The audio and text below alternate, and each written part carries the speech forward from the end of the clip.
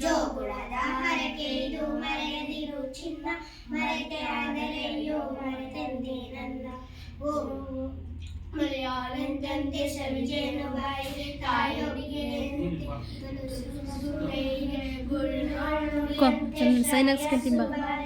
ತಾಯಿಗೆ ದಮ್ಮಯ್ಯ ಕಂದಯ್ಯ ಬೇಡುವೆನು ನಿನ್ನ. ಕನ್ನಡಮ್ಮನ ಹರಕೆ ಮರೆಯದಿರು ಚಿನ್ನ, ಮರೆತಾದರೆಯೋ ಮರೆತಂತೆ ನನ್ನ. ಓಡಾಡು ಕನ್ನಡಕ್ಕೆ ಕಲಿಯಾಗಿ ನನ್ನ, ಕಂದ ಕಲಿತರೆ ಕನ್ನಡವೇ ಮುಂದೆ. ಪ್ರಾರ್ಥನೆ ಮಾಡಿದ ವಿದ್ಯಾರ್ಥಿಗಳಿಗೆ ಧನ್ಯವಾದಗಳು. ಲೆಕ್ಕ ಪರಿಶೋಧನೆ ಕಾರ್ಯಕ್ರಮ ಇಲಾಖೆಯ ನಿರ್ದೇಶನದಂತೆ 24, 25 ಮತ್ತು 28ನೇ ತಾರೀಕು 3 ದಿನಗಳ ಕಾಲ ನಮ್ಮ ಶಾಲೆಯಲ್ಲಿ ತನಿಖೆಯನ್ನ ಆರಂಭಿಸಿ ತನಿಖೆಯ ಎಲ್ಲ ಮಹತ್ವ ವಿಚಾರಗಳನ್ನು ಕೂಡ ಅವರಿಗೆ ನಾವು ಒದಗಿಸಿಕೊಟ್ಟು ಈ ಒಂದು ಸಭೆಗೆ ಅವಕಾಶ ಮಾಡಿಕೊಟ್ಟಿರ್ತಕ್ಕಂಥ ಇಲಾಖೆಯ ಇವರು ಆಗಮಿಸ್ಬೇಕಾಯ್ತು. ಯಾರು ಅಂತಂದ್ರೆ ಪಶುಸಂಗೋಪನಾ ಇಲಾಖೆಯ ನಿರ್ದೇಶಕರು ಅನ್ಯ ಕಾರ್ಯ ನಿಮಿತ್ತ ಅವರು ಆಗಮಿಸದೇ ಇರುವುದರಿಂದ ನಮ್ಮ ಊರಿನ ಸಾರ್ವಜನಿಕರಲ್ಲಿ ಒಬ್ಬರಾದಂಥ ಶ್ರೀಯುತ ದೊರೆ ಅವರನ್ನ ಈ ಸಭೆಯ ಅಧ್ಯಕ್ಷತೆಗೆ ಆಯ್ಕೆ ಮಾಡಿ ಅವರಿಗೆ ಸ್ವಾಗತವನ್ನ ಈ ಸಭೆಗೆ ಕೋರ್ತಾ ಇದ್ದಾರೆ. ಹಾಗೂ ಈ ಒಂದು ಸಾಮಾಜಿಕ ಪರಿಶೋಧನಾ ತಂಡದ ನಾಯಕರಾದಂಥ ಶ್ರೀಯುತ ರಂಗಪ್ಪ, ತಾಲೂಕು ಕಾರ್ಯಕ್ರಮ ವ್ಯವಸ್ಥಾಪಕರು ಹಾಗೂ ಸಾಮಾಜಿಕ ಪರಿಶೋಧನಾ ತಂಡದ ನಾಯಕರಾಗಿರ್ತಕ್ಕಂಥ ಕಡೂರು ತಾಲೂಕು, ಇವರಿಗೆ ನಮ್ಮ ಶಾಲೆಯ ಪರವಾಗಿ ನಿಮ್ಮೆಲ್ಲರ ಪರವಾಗಿ ಹೃತ್ಪೂರ್ವಕವಾದಂಥ ಸುಸ್ವಾಗತವನ್ನು ಕೋರ್ತಾ ಇದ್ದೀವಿ. ಹಾಗೂ ಈ ತಂಡದಲ್ಲಿರ್ತಕ್ಕಂಥ ಚಂದ್ರಪ್ಪ ನಾಯಕರವರು ಕೂಡ ಈ 3 ದಿನಗಳ ಕಾಲ ಸತತವಾಗಿ ಲೆಕ್ಕ ಪರಿಶೋಧನೆ ಮಾಡಿ ಈ ಒಂದು ಸಭೆಯಲ್ಲಿ ಹಾಜರಿರುತ್ತಾರೆ.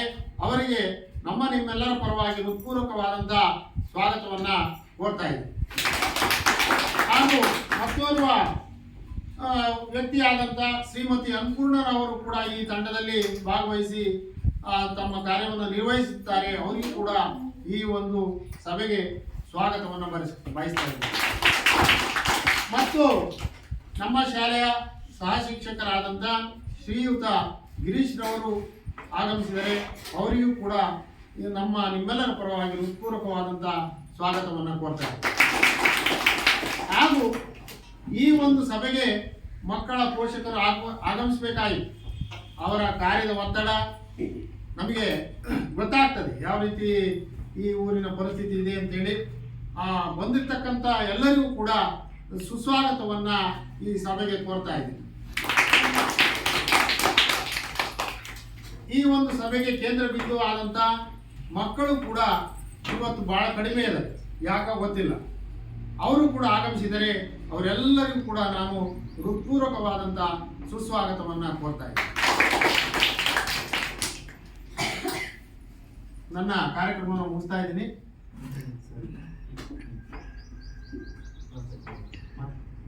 ಈಗ ಶ್ರೀಯುತ ನಮ್ಮ ರಂಗಪ್ಪ ಸರ್ ಅವರು ಪ್ರಾಸ್ತಾವಿಕ ನುಡಿಯಲಿದ್ದಾರೆ. ಈಗ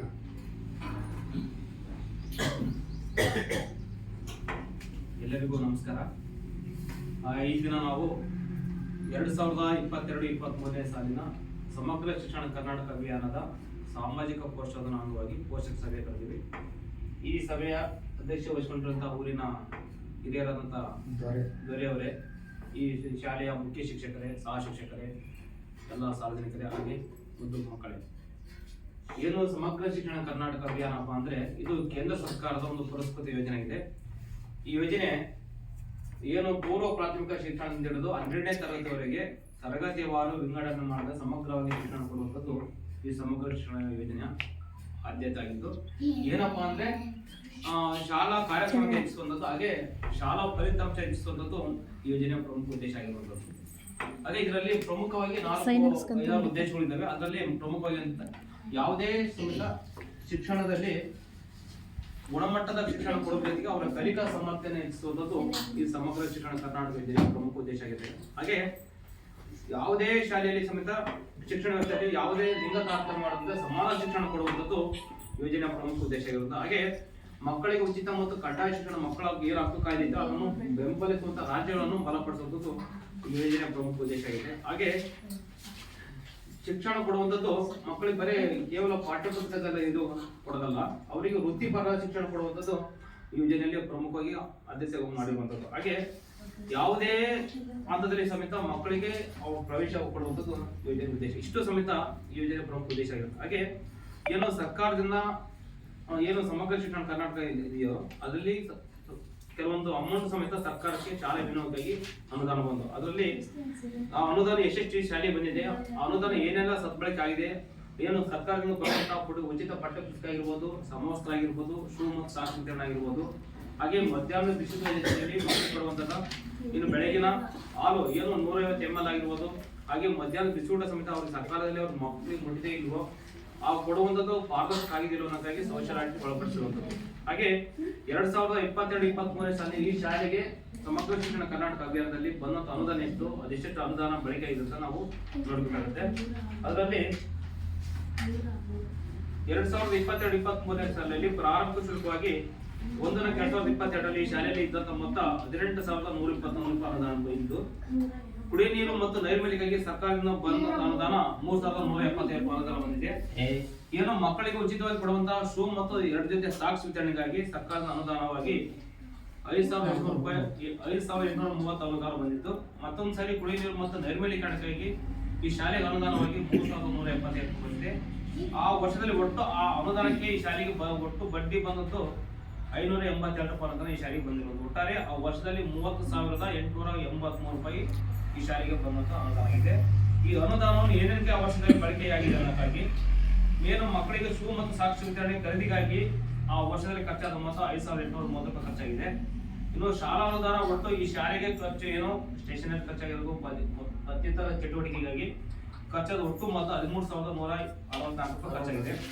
ಇನ್ನು BSc ಕಚೇರಿಗೆ ಹಣ ವಾಪಸ್ ಆಗಿದೆ, ಅದು 1,233 ರೂಪಾಯಿ. ಒಟ್ಟಾರೆ ಆ ವರ್ಷದಲ್ಲಿ 20,222 ರೂಪಾಯಿ ಶಾಲೆಯಲ್ಲಿ ಅನುದಾನ ಇಷ್ಟು ಖರ್ಚಾಗಿರುತ್ತದೆ. ಅಂತಿಮ ಶುಲ್ಕವಾಗಿ 31/3/2023 ಶಾಲೆಯಲ್ಲಿ ಇದ್ದಂತ ಮೊತ್ತ 10,656 ರೂಪಾಯಿ ಅನುದಾನ.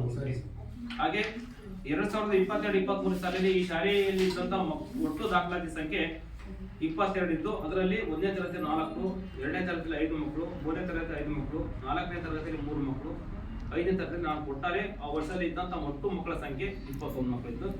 ಏನು 2020 ಈ ವರ್ಷದಲ್ಲಿ ಪ್ರಸ್ತುತ ನಾವು ಶಾಲೆ ವಿಸಿಟ್ ಮಾಡಿದ ಸಂದರ್ಭದಲ್ಲಿ ಈ ಶಾಲೆಯಲ್ಲಿ ಒಟ್ಟು ದಾಖಲಾತಿ ಸಂಖ್ಯೆ 15 ಇದ್ದು, ಪ್ರಥಮ ದಿನ ಏನು 23/1/2020 ಈ ಶಾಲೆಗೆ ನಾವು ಏನು ಸಾಮಾಜಿಕ ಪರಿಷತ್ ತಂಡ ಆಗಮಿಸಿದ್ದೀವಿ ಈ ಶಾಲೆಯಲ್ಲಿ ಇದ್ದಂತ ಹಾಜರಾತಿ ಸಂಖ್ಯೆ 13 ಮಕ್ಕಳಿದೆ. ಹಾಗೆ ಏನು 3 ದಿನಗಳ ಕಾಲ ನಾವು ಶಾಲೆಯಲ್ಲಿ ಬಂದ್ಬಿಟ್ಟು ಆ ವರ್ಷದಲ್ಲಿ ಖರ್ಚು ವೆಚ್ಚ ಎಲ್ಲ ದಾಖಲಾತಿ ಪರಿಶೀಲನೆ ಮಾಡಿದಾಗ, ಹಾಗೆ ಮಕ್ಕಳ ಒಂದು ಪ್ರಶ್ನಾವಳಿ ಕೇಳಿದಾಗ, ಹಾಗೆ ಪೋಷಕರ ಮನೆ ಭೇಟಿ ಮಾಡಿದ ಸಂದರ್ಭದಲ್ಲಿ ಇಲ್ಲಿ ಕಂಡು ಬಂದಂತ ಋಣಾತ್ಮಕ ಅಂಶಗಳಲ್ಲಿ ಅದರಲ್ಲಿ ಪ್ರಮುಖವಾಗಿ ಜಾಸ್ತಿ ಇಲ್ಲಿ ಶಾಲಾ ಶಾಲೆ ಆಗಿರೋದ್ರಿಂದ ಜಾಸ್ತಿ ಗುಣಾತ್ಮಕ ಜಾಸ್ತಿ ಕಂಡು ಬಂದಿದೆ.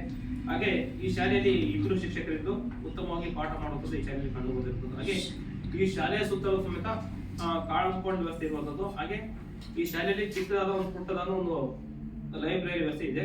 ಏನು ವರ್ಷದಲ್ಲಿ ಮಕ್ಕಳಿಗೆ ಪಠ್ಯ ಪುಸ್ತಕ ಮತ್ತು ಸಮವಸ್ತ್ರ ಸಕಾಲದಲ್ಲಿ ಮಕ್ಕಳು ಅವರಿಗೆ ವಿತರಣೆ ಮಾಡಿರುವಂಥದ್ದು ಈ ಶಾಲೆಯಲ್ಲಿ ಕಂಡು ಬಂದಿರುತ್ತದೆ. ಹಾಗೆ ಈ ಶಾಲೆಯಲ್ಲಿ ಹೆಣ್ಣು ಮಕ್ಕಳು ಮತ್ತು ಗಂಡು ಮಕ್ಕಳು ಶೌಚಾಲಯ ಇದೆ, ಆದ್ರೆ ನೀರಿಗೆ ಇರುವಂತ ನೀರು ಸೌಕರ್ಯ ಇದ್ದು ಅವರಿಗೆ ಪೈಪ್ ಲೈನ್ ವ್ಯವಸ್ಥೆ ಇಲ್ಲದಿರುತ್ತೆ ಈ ಶಾಲೆಯಲ್ಲಿ ಕಂಡು ಬಂದಿದೆ. ಹಾಗೆ ಈ ಶಾಲೆಯಲ್ಲಿ ಕ್ರೀಡಾ ಸಂಘಗಳಿದ್ದು ಅದನ್ನು ಮಕ್ಕಳಿಗೆ ಆಟ ಆಡಿಸುವಂಥದ್ದು ಕಂಡು ಬಂದಿದೆ. ಹಾಗೆ ಮಕ್ಕಳಿಗೆ ಏನು ಬ್ಯಾಗ್ ರೀತಿ ಆಚರಣೆ ಮಾಡ್ತಾರೆ, ಏನು ಮಕ್ಕಳಿಗೆ 6 ದಿನ ಸಮೇತ ಬ್ಯಾಗ್ ತಂದು ಅವ್ರಿಗೆ ಪಾಠ ಪ್ರವಚನ ತೊಡಗಿರ್ತಾರೆ. ಅವ್ರ ಮನಸ್ಸಿಗೆ ಬೇಜಾರನ್ನಕ್ಕಾಗಿ ಏನ್ ಸರ್ಕಾರ ಪ್ರತಿ ತಿಂಗಳ 3ನೇ ಶನಿವಾರ ಅವ್ರ ಬ್ಯಾಗ್ ರಹಿತ ದಿನವನ್ನು ಈ ಶಾಲೆಯಲ್ಲಿ ಆಚರಣೆ ಮಾಡುವಂಥದ್ದು ಇಲ್ಲಿ ಕಂಡು ಬಂದಿರುವಂಥದ್ದು. ಹಾಗೆ ವಿಜ್ಞಾನ ಮತ್ತು ಗಣಿತ ಘಟಕಗಳು ಸಹ ಈ ಶಾಲೆಯಲ್ಲಿ ಇದ್ದು ಅದನ್ನು ಪಾಠ ಪ್ರವಚನದಲ್ಲಿ ಬಳಕೆ ಮಾಡುವಂಥದ್ದು ಕಾಣುತ್ತದೆ. ಹಾಗೆ ಈ ಶಾಲೆಯ SDMC ಸಮೇತ ಮೇಲುಸ್ತುವಾರಿ ಮಾಡುವಂಥದ್ದು ಈ ಶಾಲೆಯಲ್ಲಿ ಕಂಡು ಬಂದಿರುವಂಥದ್ದು. ಹಾಗೆ ನವೀನ ಬೋಧನಾ ಏನು ಮಕ್ಕಳಿಗೆ ಕಾಣ್ತಾ ಕಣ್ಮುಂದೆ ಇವೇ ನವೀನ ಬೋಧನಾ ಏನು ಹೊಸ ತರನಾಗಿ ಪಠ್ಯ ಪುಸ್ತಕವನ್ನು ಕಲಿಕಾ ಬೋಧನಾ ಉಪಕರಣಗಳನ್ನು ಬಳಸಿಕೊಂಡು ಮಕ್ಕಳಿಗೆ ಪಾಠ ಮಾಡುವಂಥದ್ದು ಈ ಶಾಲೆಯಲ್ಲಿ ಕಂಡು ಬಂದಿದೆ. ಹಾಗೆ ಪೋಷಕರ ಮನೆ ಭೇಟಿ ಮಾಡಿದ ಸಂದರ್ಭದಲ್ಲಿ ಕೂಡ ಈ ಶಾಲೆಯ ಬಗ್ಗೆ ಇಲ್ಲಿನ ಶಿಕ್ಷಕರ ಬಗ್ಗೆ ಉತ್ತಮವಾದ ಅಭಿಪ್ರಾಯವನ್ನು ವ್ಯಕ್ತಪಡಿಸಬೇಕಂತ ಕಂಡು ಬಂದಿದೆ. ಹಾಗೆ ಮಕ್ಕಳಿಗೆ ಉತ್ತಮವಾದ ಶಿಕ್ಷಣ ಕೊಡುವಂಥದ್ದು ಈ ಶಾಲೆಯಲ್ಲಿ ಕಂಡು. ಇಷ್ಟು ಸಮೇತ ಈ ಶಾಲೆಯಲ್ಲಿ ಕಂಡು ಬಂದ ಋಣಾತ್ಮಕ ಅಂಶ. ಇನ್ನು ಋಣಾತ್ಮಕ ಅಂಶವಾಗಿ ಏನು ಮಧ್ಯಾಹ್ನ ಬಿಸಿಯೂಟ ಯೋಜನೆ ಇದೆಯೋ ಅದು ಸಮೇತ ಅಲ್ಲಿ ಏನು ಅಡಿಗೆ ಕೋಣೆ ಮುಂಭಾಗದಲ್ಲಿ ಮಕ್ಕಳಿಗೆ ಮತ್ತು ಒಳಗಡೆ ಪ್ರವೇಶಿಸುವುದು ನೀವು ಬರ್ಬೇಕಾಗುತ್ತೆ. ಹಾಗೆ ಮಕ್ಕಳಿಗೆ ಏನಾನ ಅನಾಹುತ ಆದ್ರೆ ಸಣ್ಣ ಪುಟ್ಟ ಏನಾದ್ರೆ ಅವರ ಸಹಾಯವಾಣಿ ಇದೆ, ಉಚಿತವಾದ ಸಹಾಯವಾಣಿ 10-98 ಸಹಾಯವಾಣಿನ ಹೊರಗಡೆ ಡಿಸ್ಪ್ಲೇ ಆಗಿ ನೀವು ಬರ್ಸ್ಬೇಕಾಗುತ್ತೆ. ಹಾಗೆ ಈ ಶಾಲೆಯಲ್ಲಿ ಏನೋ ಮಕ್ಕಳು ಆಡ್ಬೇಕಾದ್ರೆ ಅಕಸ್ಮಾತ್ ಏನಾರ ಸಣ್ಣ ಪುಟ್ಟ ಗಾಯಗಳಿಗೆ ನೀವು ಚಿಕಿತ್ಸೆ ಕಡೆಯನ್ನು ನೀವು ನಿರ್ವಹಣೆ ಮಾಡ್ಕೊಳ್ಬೇಕು. ಇಷ್ಟು ಸಮೇತ ಹಾಗೆ ಶಾಲೆಯ ಶೌಚಾಲಯಕ್ಕೆ ನೀರಿನ ಪೈಪ್ ಲೈನ್ ವ್ಯವಸ್ಥೆ, ನೀರಿನ ವ್ಯವಸ್ಥೆ ಇತ್ತು, ಪೈಪ್ ಲೈನ್ ವ್ಯವಸ್ಥೆ ಇರೋದಿಲ್ಲ. ಅದನ್ನು ಮುಂದಿನ ದಿನದಲ್ಲಿ ಏನು SDMC ಏನಾದ್ರು ಆ ಗ್ರಾಮ ಪಂಚಾಯತಿ ಮೆಂಬರ್ಸ್ ಏನಾದ್ರು ಅವರಲ್ಲಿ ಏನು 15 ಹಣಕಾಸಲ್ಲಿ ಸಣ್ಣ ಪುಟ್ಟ ಖರ್ಚಿಗೆ ಅದನ್ನು ನೀವು ಏನು ಕಾಂಪೌಂಡ್ ಏನೋ ಒಂದು 45 ಮೀಟರ್ ಕಾಂಪೌಂಡ್ ಇದೆಯೋ ಅದು ಮತ್ತೆ ಕುಡಿ ನೀರು ಪೈಪ್ ಅನ್ನು ನೀವು 15 ಹಣಕಾಸಲ್ಲಿ ಖರ್ಚು ಮಾಡ್ಕೊಂಡು ಅದು ಉತ್ತಮ ಮಾಡ್ಕೊಂಡು. ಇದುವರೆಗೂ ಮಾತಾಡಲು ಅವಕಾಶ ಕೊಟ್ಟ ಸಮ್ಮೇಳನಕ್ಕೆ వచ్చి ನನ್ನ ಮಾತಿಗೆ ವಿರಾಮ. ಬನ್ನಿ ಒಳಗೆ.